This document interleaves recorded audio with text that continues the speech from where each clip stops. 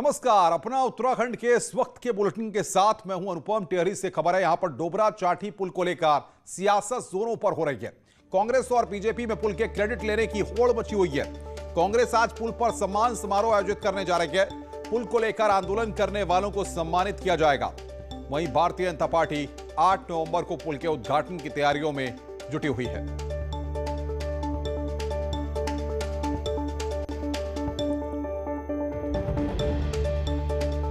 2002 से 2007 के बीच में जब हमारी सरकार थी तो पुल स्वीकृत हुआ, उस पर जो कार्य प्रारंभ हुआ और उसके बाद जब बीजेपी की सरकार आई इस पुल पर कार्य बंद हो गया।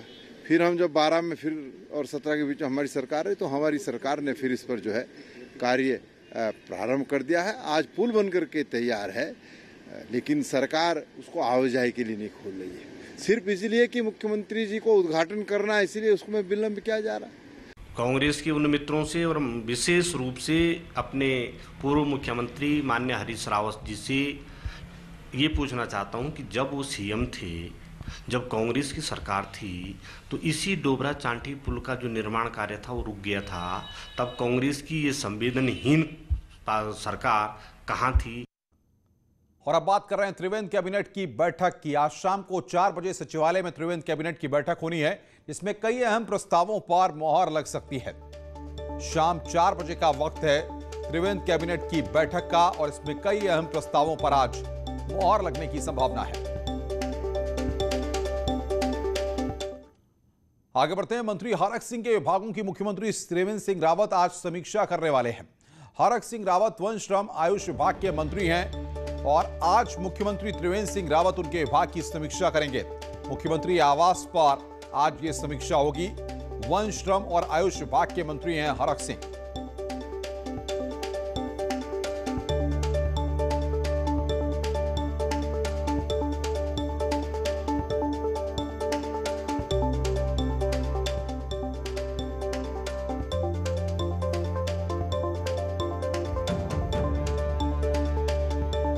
मंत्री हरक सिंह के विभाग की आज समीक्षा हो रही है और आपको बता दें कि मुख्यमंत्री आवास पर आज की समीक्षा हो रही है। त्रिवेंद्र सिंह रावत जो कि उत्तराखंड के मुख्यमंत्री हैं, वो हरक सिंह के विभाग की आज समीक्षा कर रहे हैं। सीएम आवास पर आज ये समीक्षा हो रही है। बातचीत करने के लिए दीपांकर भट्ट हमारे संवाददाता हमारे साथ जुड़ रहे हैं। दीपांकर, हरक सिंह के विभाग की समीक्षा मुख्यमंत्री आज करेंगे, कितने बजे समीक्षा होगी और किस तरह से इस समीक्षा को किया जाएगा? अनुपम, आज ये तीसरे मंत्री हरक सिंह रावत जिनके विभाग की समीक्षा हो रही है। इससे पहले मदन कौशिक और सुबोध इंद्र के विभागों की समीक्षा हो चुकी है। 18 नवंबर तक ये समीक्षा का काम चलना है। तो हरक सिंह के पास 3 महत्वपूर्ण विभाग है, जिसमें वन विभाग, श्रम विभाग और आयुष डिपार्टमेंट है। तो मुख्यमंत्री देखेंगे कि इन तीनों विभागों में जो कामकाज रहा पिछले 3 साल में और जो फ्लैगशिप योजनाएं हैं या जो स्कीम्स हैं जिनकी घोषणाएं हुई थी, उन पर आखिर कितना काम हुआ है।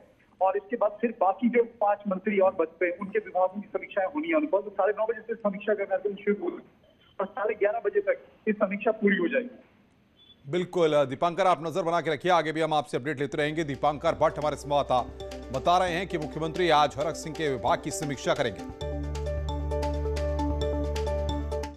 मुख्यमंत्री त्रिवेंद्र सिंह रावत इन दिनों लगातार मंत्रियों के विभागों के काम की समीक्षा कर रहे हैं और तैयारियां ग्राउंड जीरो पर काम के निरीक्षण की भी हैं, जिसे विधायक भी जरूरी बता रहे हैं। अब ऐसा क्यों है, देखिए हमारी रिपोर्ट।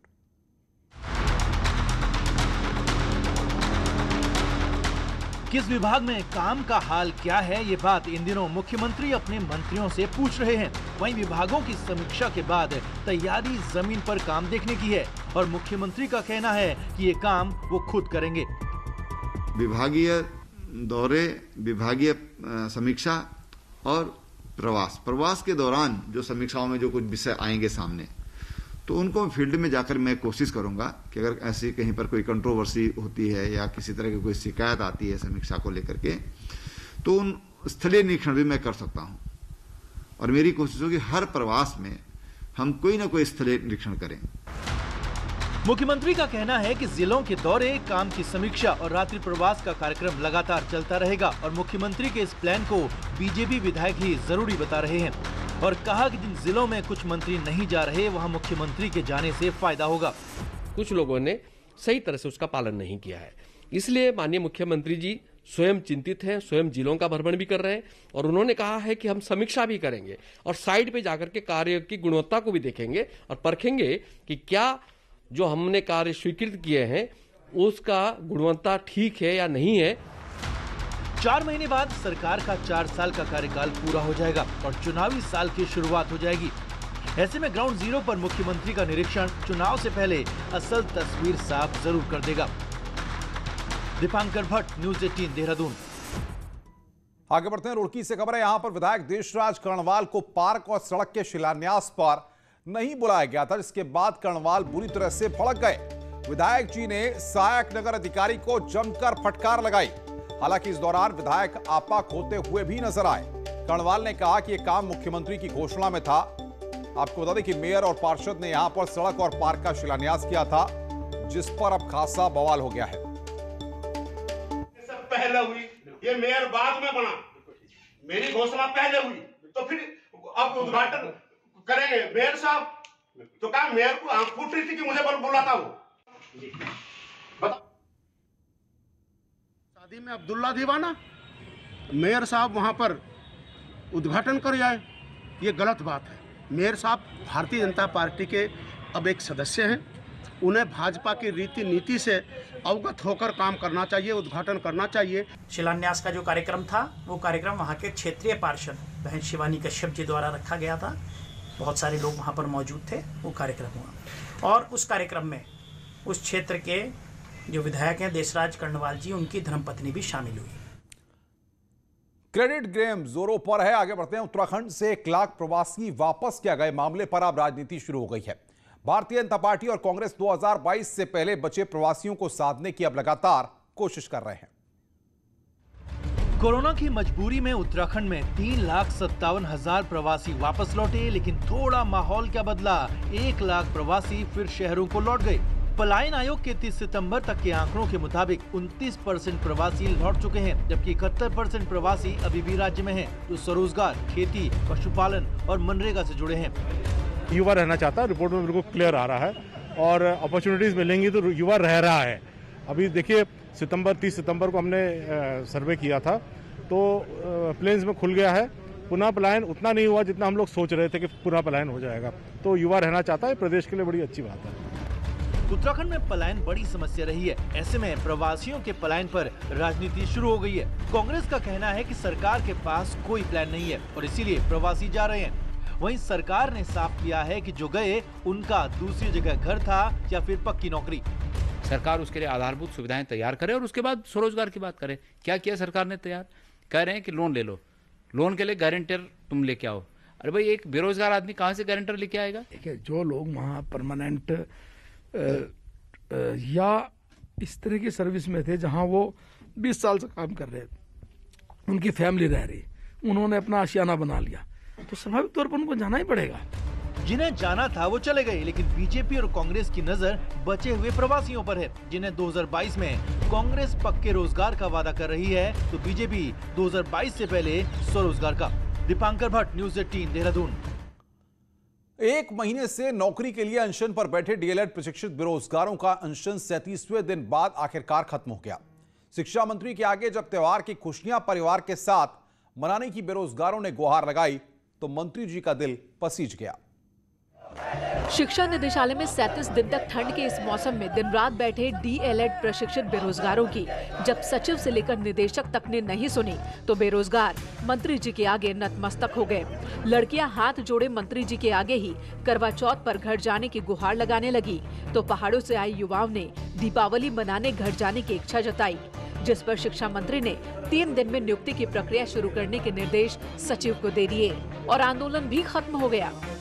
डाक के माध्यम से जिन बच्चों ने डीएलएड किया हुआ है, सरकार ने कराया है, लेकिन बच्चों का अधिकार है। मैंने सचिव को निर्देशित किया कि तत्काल निदेशालय से प्रस्ताव लेकर जितने पद रिक्त हैं, ज़्यादा से ज़्यादा पदों पे विज्ञप्ति निकालें, ताकि अपने ज़्यादा से ज़्यादा बच्चों के जिनको गवर्नमेंट ने डीएलएड कराया है उनको नियोजन हम दे सकें। आने वाले 3 दिनों में विज्ञापन आ जाएगा। ये उसकी आज हमको पूरी तरीके से मंत्री जी ने आश्वस्त किया है।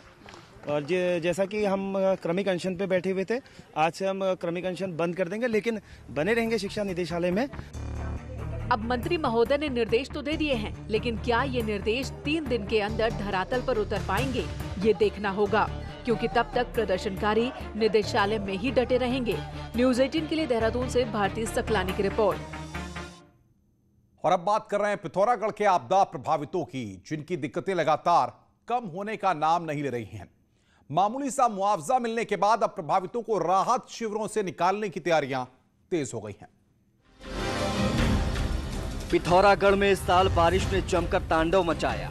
सीमांत इलाकों में कई घर जमींदोज हो गए। आपदा के बाद प्रशासन ने बरम, सेराघाट और थापा में राहत शिविर बनाए, जिसमें उन प्रभावितों को रखा गया था जिनके आशियाने पूरी तरह से ध्वस्त हो गए थे। लेकिन अब नियमों के मुताबिक आपदा प्रभावितों को राहत शिविर छोड़ना है, जिससे उनके सामने एक नया संकट खड़ा हो गया है। बाल बच्चे थोड़ा बुढ़े आदमी है, वो स्कूल से भगा रही है, घर बार कुछ नहीं है हमारा, कहाँ जाएंगे हम? छोटा बच्चा है और बुढ़े आदमी है, चल नहीं पाती है, वहाँ से भी चलो यहाँ से निकलो बोल दिए, कहाँ जाएंगे हम? जो भी मिलेगा सरकार दे देगी, वहाँ से जहाँ भी बैठोगे तुम वहाँ मिल जाएगा तुमको। अब तुम्हारे जो रिश्तेदार है वो रिश्तेदारों के पास जाओ, वहाँ किराया में ले लो। अब कौन रिश्तेदार है, के साथ रहूँगा हम? नियमों के मुताबिक राहत शिविर में 2 महीने ही प्रभावितों को रखा जा सकता है। स्थानीय प्रशासन इस अवधि को 1 महीना पहले ही बढ़ा चुका है। सरकार ने पूरी तरह से टूट चुके मकानों के लिए 1,19,000 रुपए का मुआवजा दिया है, लेकिन इतनी राशि में घर बनाना असंभव है। राहत शिविर को संचालन करने का जो समय अवधि है, उसके पश्चात फिर उसमें रहने के लिए हम अनुमति नहीं दे सकते हैं।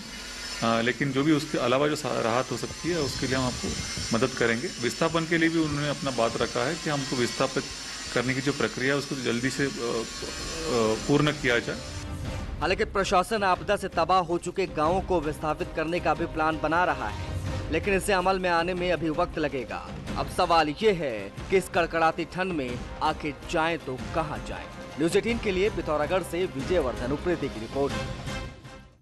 तो एकाएक इस फैसले के बाद मुश्किलें काफी बढ़ गई हैं प्रभावितों की। आगे बढ़ते हैं। कोटद्वार के मदरसे की पूर्व छात्रा ने मदरसे के मौलाना पर 5 साल से शारीरिक शोषण के संगीन आरोप लगाए हैं। मामला कोटद्वार के ग्रांस्टनगंज इलाके का है, जहां मदरसा चलाने वाले एक मौलाना पर लड़की को ब्लैकमेल कर शारीरिक शोषण के आरोप लगे हैं। युवती ने इसकी शिकायत सीओ कोटद्वार को करी है। लड़की का कहना है कि शादी के बाद भी मौलाना उसे आपत्तिजनक फोटो के जरिए ब्लैकमेल कर रहा है। वहीं पुलिस ने प्राथमिक जांच के बाद उत्तर प्रदेश की बिजनौर पुलिस को केस को ट्रांसफर कर दिया है। शादी के संबंध बनाए जा रहे थे वहाँ पे, और मैंने इसके खिलाफ आवाज़ उठाई तो मुझे ब्लैकमेल किया जाने लगा। अगर तूने हमारे खिलाफ किसी को भी बताया तो हम तेरे फोटो अपलोड कर देंगे और तुझ तेरे घर वालों को मरवा देंगे अगर तूने इसके बारे में किसी को भी बताया। शादी के बाद भी इन्होंने मुझे ब्लैकमेल करा। प्रार्थना पत्र मेरे पास आया था और उस प्रार्थना पत्र को हमने जांच के बाद जनपद बिजनौर भिजवा दिया है कि वो वहाँ से इसकी पैरवी करें, क्योंकि 13/10 के बाद जो कुछ भी हुआ है वो सब बिजनौर में हुआ है। वो मोबाइल पे भी जो सबूत दिखा रहे हैं, बातचीत दिखा रहे हैं, जो सामान्य बातचीत है वो भी बिजनौर की है। पिछले 2 महीनों से बारिश की कमी का असर अब नैनीताल की नैनी झील पर भी दिखने लगा है। नैनी झील के पानी का स्तर गिरकर अब 8 फीट 8 इंच तक पहुंच गया है। रोजाना आधे इंच से 1 इंच की पानी की कमी लगातार झील में हो रही है। इससे अंदाजा लगाया जा रहा है कि अगले साल अप्रैल तक 10 फीट पानी झील से कम हो जाएगा और पर्यटन सीजन में झील की दशा और चिंताजनक हो जाएगी। सिंचाई विभाग झील में पानी की गिरावट पर नजर बनाए हुए है। यदि शीतकाल में बारिश और स्नोफॉल अच्छा हुआ तो पानी की समस्या दूर हो सकती है। सितंबर के बाद कोई भी बारिश नैनीताल क्षेत्र में दर्ज नहीं की गई, जिस कारण झील के लेवल में निरंतर गिरावट दर्ज की जा रही है। बारिश सामान्यतः बहुत कम होती है तो इसमें गिरावट आना स्वाभाविक है। फिर भी विभाग द्वारा पूरे प्रयास किए जा रहे हैं और इस संबंध में जो भी प्लानिंग की आवश्यकता पड़ेगी वो विभाग। स्वागत है। ब्रेक के बाद आज करवा चौथ का त्योहार मनाया जा रहा है, जिसको लेकर मंगलवार को दिन भर बाजारों में काफी रौनक देखने को मिली और आज भी बाजारों में काफी रौनक है। अपने पति की लंबी उम्र के लिए रखे जाने वाले व्रत के लिए सुहागिन मेहंदी लगाने से लेकर खरीदारी करती नजर आई। हालांकि महिलाओं ने पूजा के समय सोशल डिस्टेंसिंग का खास ख्याल रखने की बात कही है, लेकिन उनका मानना है कि पूजा तो वो हर बार की तरह सभी महिलाओं के साथ मिलकर ही करेंगी।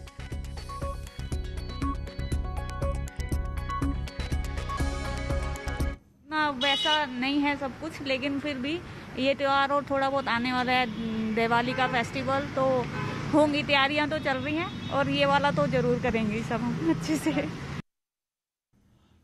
वहीं रुड़की में भी करवा चौथ को लेकर महिलाएं बाजार में हाथों पर मेहंदी लगवाने के लिए पहुंची। बाजार में मेहंदी लगाने आई कुछ महिलाओं में करवा चौथ को लेकर खासा उत्साह दिख रहा है। साथ ही उनका कहना है कि सामाजिक दूरी बनाकर ही त्योहार को मनाया जाना चाहिए ताकि कोविड-19 जैसी बीमारी से बचा जा सके।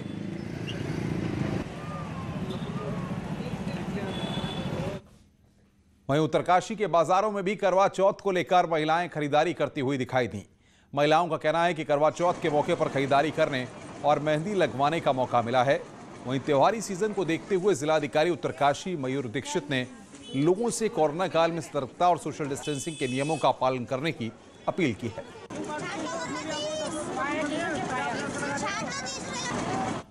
उधर लोहाघाट के बाजारों में करवा चौथ को लेकर व्यापारियों के चेहरे पर रौनक दिखाई देने लगी है। महिलाएं बाजार से कपड़े और ज्वेलरी की खूब खरीदारी कर रही हैं। करवा चौथ को लेकर महिलाएं काफी उत्साहित नजर आ रही हैं।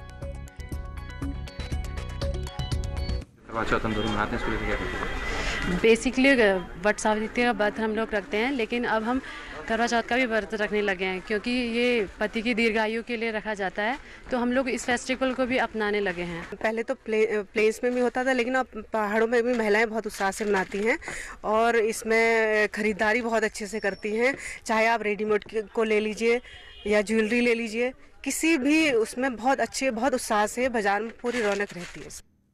उत्तरकाशी के कई इलाकों में मौसम ने करवट बदली है। ऊपरी इलाकों में बारिश और हल्की बर्फबारी होने से ठंड का प्रकोप बढ़ गया है। साथ ही अभी तक जहां उत्तरकाशी के जंगल आग से जल रहे थे, वहीं अब इन जंगलों को भी राहत मिली है।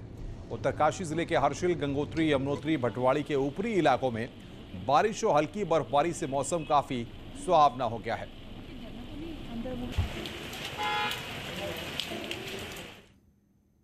चमोली के जोशीमठ स्थित आईटीबीपी के मॉनिटरिंग और स्कीइंग प्रशिक्षण केंद्र औली में 7 दिवसीय राफ्टिंग और साइकिलिंग अभियान का आगाज हो गया है। विश्व प्रसिद्ध पर्यावरणविद चंडी प्रसाद भट्ट ने यहां पर हरी झंडी दिखाकर कार्यक्रम का शुभारंभ किया।